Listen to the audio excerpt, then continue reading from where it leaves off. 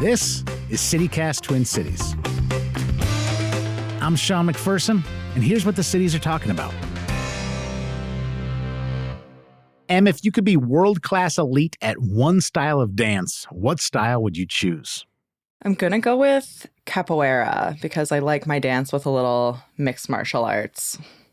Capoeira is the Brazilian dance that looks a ton like breakdancing. Is that right? That's correct, yes. My capoeira knowledge comes from Bob's Burgers, so. Excellent. I will remember to not engage with you in any grappling. On today's show, we're feeling like it's getting big brothery here in the Twin Cities. AI surveillance cams throughout the cities are raising privacy concerns. A little later, we'll talk to Alicia Granzi, an attorney with the ACLU Minnesota, to learn more. Before that, we're going to get you out of the house this week. Em is here to tell us some events that are worth getting to. Em, what are you looking forward to this week? Tonight, I'm super excited. There is a songwriter showcase at Pillar Forum, which, if you haven't been, it's this great coffee shop, skate shop, music venue in Northeast Minneapolis. They have a really stellar lineup of local songwriters. We've got Nat Harriet, RJ Vocal, Zoe Grigsby, and Lydia Sophia. Music starts at 6:30, and tickets are $12 at the door. Question about that. Pillar Forum, you said it was a skate shop. Is it not also a place you can legitimately skate, like a skate park as well?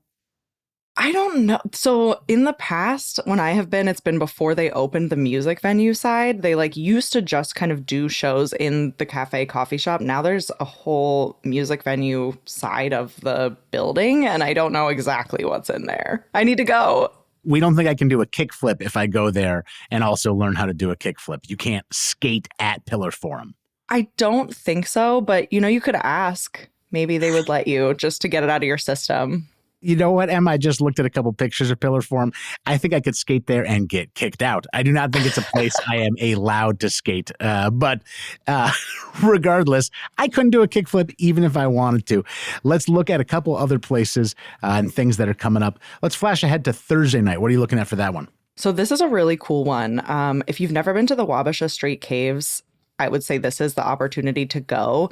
The Minnesota Jazz Orchestra will be playing at the caves, which I just think is an incredibly unique, weird, exciting experience that I have never seen jazz in a cave. I don't know if you have, Sean. It's not something that really comes up in my life very often.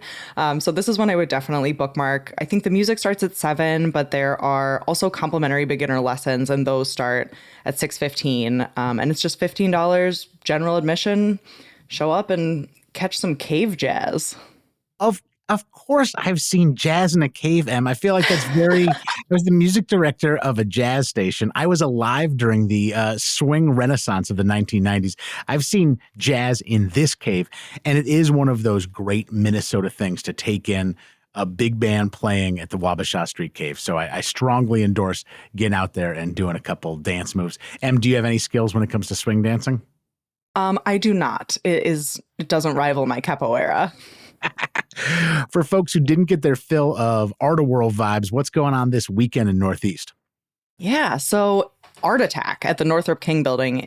This is a super cool open studio event. They're going to have 4 floors of artists showcasing art. But then in addition to that, you're going to have live demos. There's going to be art activities. It should be super family friendly. And there's also going to be really great food. I think Egg Roll Queen is going to be there. El Burrito Mercado is going to be there. Just a great opportunity to get out of the house, see some art, watch some art making, and get together in the community. Em, can I pause quickly from the event stuff and ask you just a food specific question? You certainly can. When you show up at an event, what food truck are you most oh my God, I'm so glad that's here? What food truck gives you the most joy if you realize it's at a place you've arrived at? That is a great question. So I think my current favorite food truck is Young Man. Have you ever had their food? No. It's okay. They used to have a restaurant in South Minneapolis. It has since closed, but they still have their food truck, and they do Hawaiian food and just really, really amazing, samosas, egg rolls, stuffed little pastries full of deliciousness.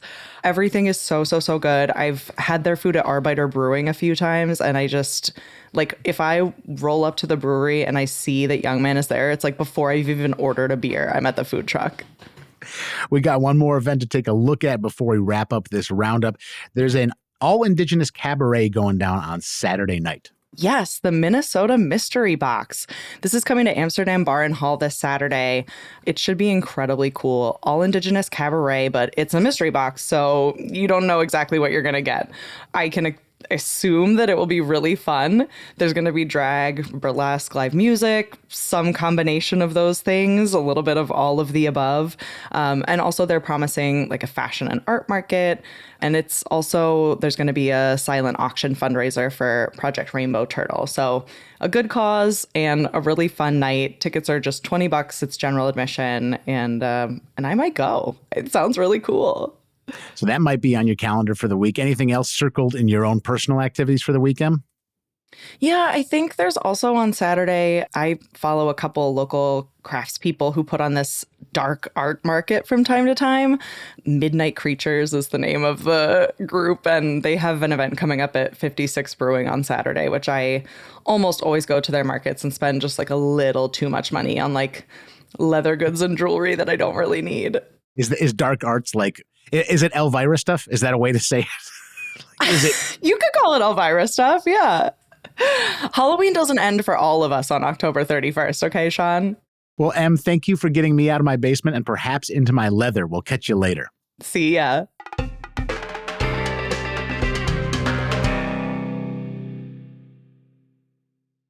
New technologies are often described by saying they are like old technologies, but on steroids. And the comparison works, but with AI, the risks are exponentially greater. It's not being on steroids, it's something much worse. And today we're speaking with Alicia Granzi, an attorney from the ACLU Minnesota, talking about ALPRs, aka Automated License Plate Readers. And you'll also often hear this technology referred to as flock cameras. They're the leading brand in this space. And I would tell you to imagine a world where a network of cameras could track your movements with exacting details, and that then those details could be used to incriminate you or simply just to stalk you. But you don't need to imagine. That is reality. Alicia Granzi, thank you so much for joining CityCast today. Thanks, Sean, for having me. It's a real pleasure. I bet you we will talk about some things that are not a real pleasure, because there's some tough things about this conversation. But I do want to foreshadow there's a light at the end of the tunnel, in my opinion, because the ACLU actually has put out some good principles that I find reasonable and relatively accommodating. And I'm looking forward to running through those a little bit later in this conversation. But first, we got to get a bird's eye view about these cameras. If you go to the website dflock.me, there's reports of over 300 cameras already in use in the Twin Cities. And as mentioned, these capture very quick photographs of automobiles, including license plate information, but also sometimes like bumper stickers, hubcaps missing, etc. For folks who are all hearing about this for the very first time right now, Alicia, what should they know about these cameras and how they're being used? Well, I think you did a great thing just right off the bat, letting us know how many there are and just how pervasive these cameras are. And this is just the beginning. So these flock cameras are capturing information that really isn't permitted under Minnesota state law. So Minnesota statute allows photographs of cars that will give and capture license plate reader and car make and model. But what's happening with flock cameras is that they're taking pictures of larger areas. They're taking pictures of the whole car, maybe the area, and they can really get a lot of data from those camera photos or from those stills. Flock cameras are capable of detecting race, gender, how many people are in the car. And so it's a matter of making sure that our law enforcement agencies aren't actually asking for that data or keeping that data. And ensuring that flock itself, while it may say it's not retaining data, it's actually not retaining data. That's the hard part about this is, Flock is a private company. And it's much easier for us as the public to get information from law enforcement agencies, from government agencies, because we have the Minnesota Government Data Practices Act. Private company data is a lot harder to get to. So we can ask for audit trails from the government. That's something that's also required under Minnesota statute, but we just don't have the same ability to get data from Flock as we do from government agencies. one picture of one license plate could be comparatively innocuous. It's not even your social security number. It's something that's relatively visible as you're traveling around this world. But there's an idea that when there's this network of cameras and many of these networks talk to one another, those individual photos become a lot more powerful in stitching together a story of where you went on a particular day, perhaps even who you went with and what you might have been up to. So why is sort of the plurality of these cameras collectively taking these pictures of license plates and more details about the cars much more nefarious than just a single photo of one license plate? Well, I think, Sean, you really hit the nail on the head there. I mean, the cameras can track your location for hours, days, months. The Minnesota statute allows for data collection to be stored for up to 60 days. So presumably, a law enforcement agency could be tracking your movements for up to 60 days. They could go in and say, where has Sean McPherson been for the last 60 days? And they would know. And so this was not possible before all of these cameras, before all of this surveillance, unless a law enforcement agency engaged in very intensive personal surveillance. And usually in order to get that level of surveillance, you would need a warrant. And you'd presumably be engaging in this surveillance for, again, I'm going to use the word presumably, for investigating serious crimes. But here, all of that data is just at the fingertips of government agencies without there needing to be this kind of requirement that it be a serious crime, and they're really investing resources in it. The statute does have a requirement for a warrant, but I have pretty good idea that is not something that's actually happening. Now, Minnesota has, the State Patrol from Minnesota says they get rid of the data that they gather within 48 hours, which seems to be, A, one of the only state patrols that has a policy, and B, one of the quickest deletion rates for that. Now, I'm concerned about what's happening all around the world and certainly all around the country. For you, is there any comfort in the fact that Minnesota State Patrol, of the data they do access, deletes it after 48 hours? Is that a relatively acceptable policy? It's better than our current state law, and it's better than Flock's own policy. Is it a good policy? No. I think when you're asking what a good policy would do, and we think about what is law enforcement doing with this information, what do they need it for? Essentially, what they're trying to do is determine whether a car is stolen or has some other hit, like an Amber Alert or a wanted person in relation to that. So how long do they need data to be stored when that information can be obtained in seconds? New Hampshire has a law that restricts data retention to 3 minutes. So I think that's probably a good law. A best law, maybe 30 seconds. General questions that I ask when law enforcement want to use a technology is, how much does it cost? Not just in money, but in resources and to our privacy. What is it doing? And is it the least restrictive and most reasonable way to accomplish their goals? And, who has access to the information? And I think, generally speaking, flock camera use by law enforcement isn't hitting any of those criteria in the right way. They're keeping the data for too long. They're using it for other purposes. They're sharing it with people that they shouldn't be sharing it with. And, we should all just be really careful about what we allow our law enforcement to do. Another metric I'd say of the value of something is how fruitful it is compared to how many times it goes unused. And we're talking about 0.005% of this data that's captured actually being useful. So there's in the ACLU paper about this, they're talking a lot about this is a huge dragnet that is not actually capturing much useful information for the pursuit. And, if the thing is, it used to be more expensive to capture data. So there was a actual sort of manpower incentive to just go, let's not capture this. But now that it's so comparatively cheap and it can be outsourced to citizens or to people who are putting up these cameras, you're reaching a thing where it's so much more plausible to live in a police state. And I want to bring that up because the ACLU in some of their writing points out that although this might start with the idea of let's find people whose cars got stolen, let's find those cars, let's take care of folks who are in Amber Alert situations as fast as humanly possible.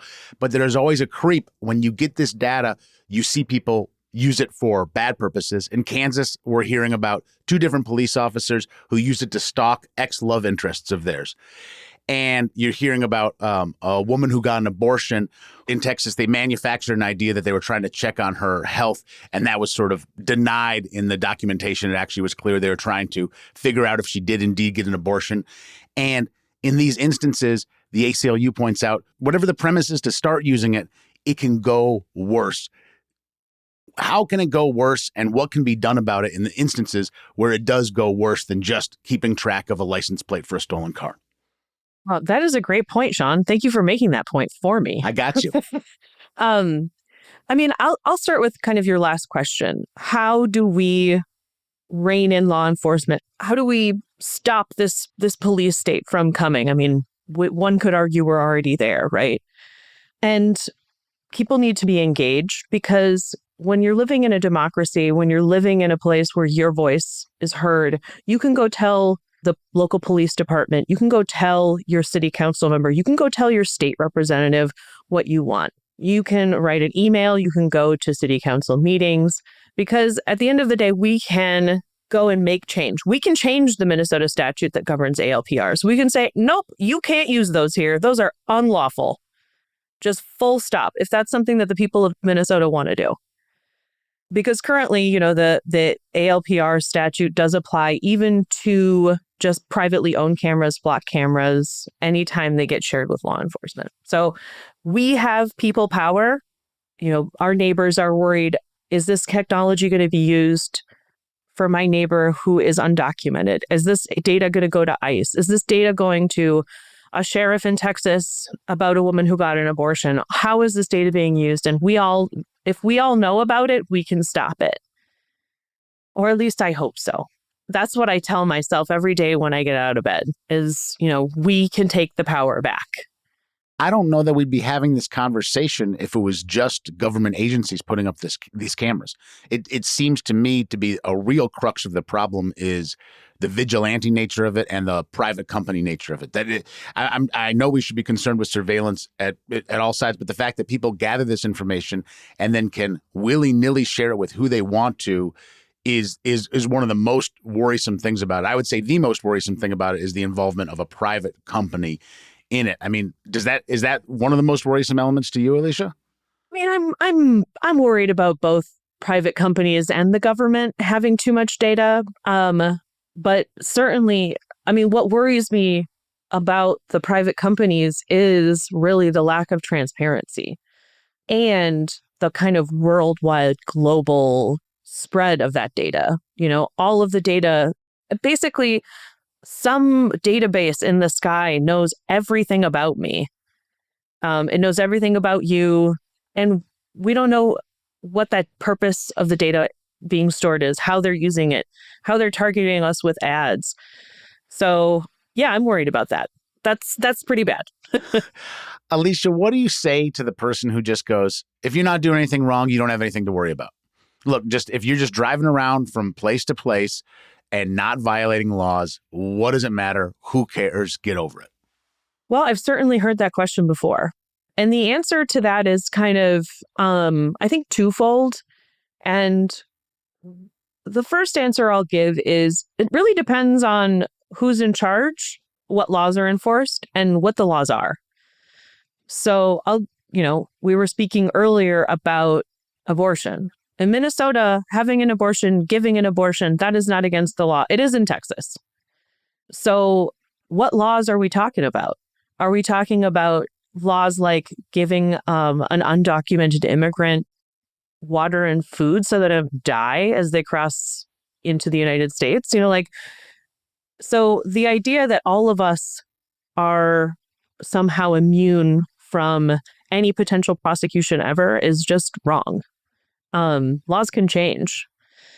Additionally, I think we also want to wonder, is this the society I want to live in? Do I want to live in a society where I'm so worried about one little thing happening that I just have to be recorded all the time, how is that going to affect how you drive? How is it going to affect where you go? How is it going to affect who you talk to? If we're all being recorded and monitored all the time, I have an idea that that might kind of affect all of what we do. And we live in a country where we're supposed to have privacy. We're supposed to be able to say what we want about the government, to the government, about private companies. Like, I don't want to live in a world where everyone is so afraid that we have to be recorded all the time.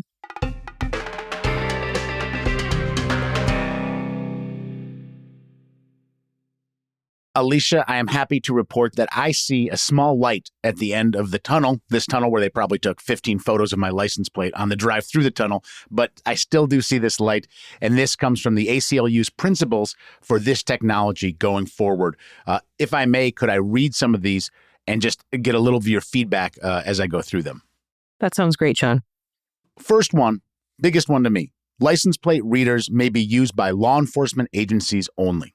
No private companies can use these license plate readers. Awesome. I agree. And the reason we're doing that is, we're using the cameras for a legitimate, I hope, purpose, right? It's not to be given to private data brokers, to private companies to be able to access that data and use it to target us for other things. The second one, the government must not store data about innocent people for any lengthy period. But the idea that we don't want you to build a dossier on us without a warrant.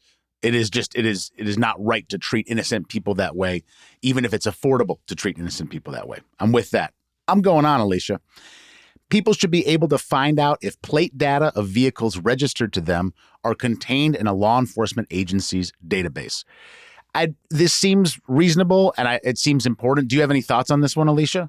Yeah, as a general matter, we should know what data law enforcement have about us. So this is a really great way for us to be able to understand what law enforcement knows about what we're doing. Are they investigating us? What are they doing with their time? So yes, 100%, we should be able to use our Data Practices Act powers and request information on our driver's license and our license plate, The last two from this ACLU document.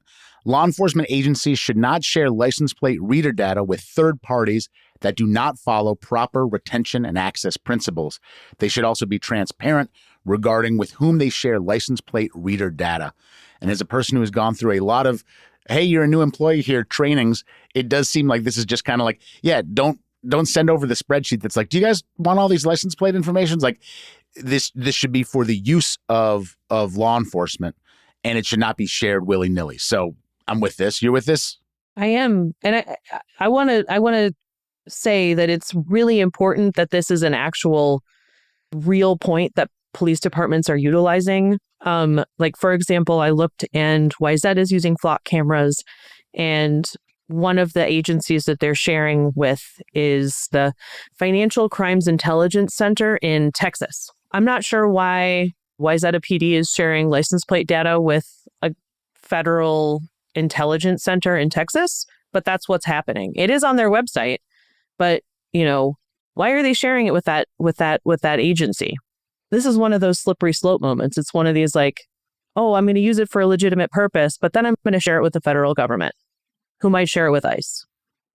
That slope doesn't even seem that slippery. That just seems wrong. Like it also just seems very cavalier. Like, shouldn't there be some layers between Wayzata and Texas? Like, do they have to send it to a county, or at least I'm glad you bring that to light, but that is worrisome. And I know your question is rhetorical, but I have no idea why they would share that information with one particular organization in Texas.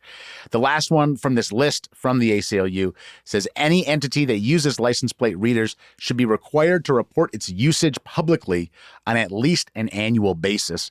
And that is something I did see in the ACLU's PDF that a lot of states were complying with, going, we'll tell you what's been going on and we'll share this information. I'm sure not all of them eagerly, and I'm sure not all of them thoroughly, but this does seem like common sense that if you're going to gather this data, we should be able to know how you're using it on an annual basis. Yeah.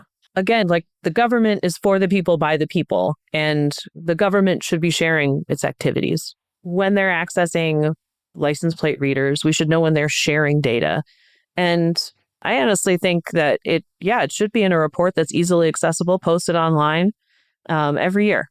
It shouldn't fall on the people to have to think, how do I request this data? This should just be out there. Alicia Granzi, you have been very generous with your time and very honest about the troubles we're facing with flock cameras and automated license plate readers. I appreciate you for being here. I realized I threw a lot of just like first name Alicias around for a person who is an attorney from the ACLU, Minnesota. So I want to let you know I have profound respect for you. I knew you a little bit pre-professionally. So I started going, hey, Alicia, is this cool, Alicia? And I want to say, you're awesome. You're an attorney, Alicia Granzi. I have profound respect for you professionally, and I really appreciate you being here to talk with CityCast Twin Cities. It's been a real pleasure, and I don't know what else you would call me. I guess like Attorney Granzi. Attorney. No, don't do that. I don't know who that is.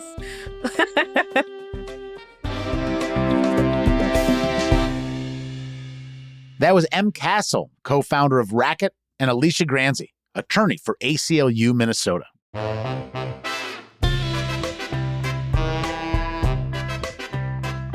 That's all for today here on CityCast Twin Cities. You can get more news delivered right to your inbox by subscribing to the CityCast Twin Cities newsletter. If you enjoyed today's show, why not share this podcast with someone who wants to know more about all the pictures of their license plates? We'll see you back here tomorrow for more news from around the city.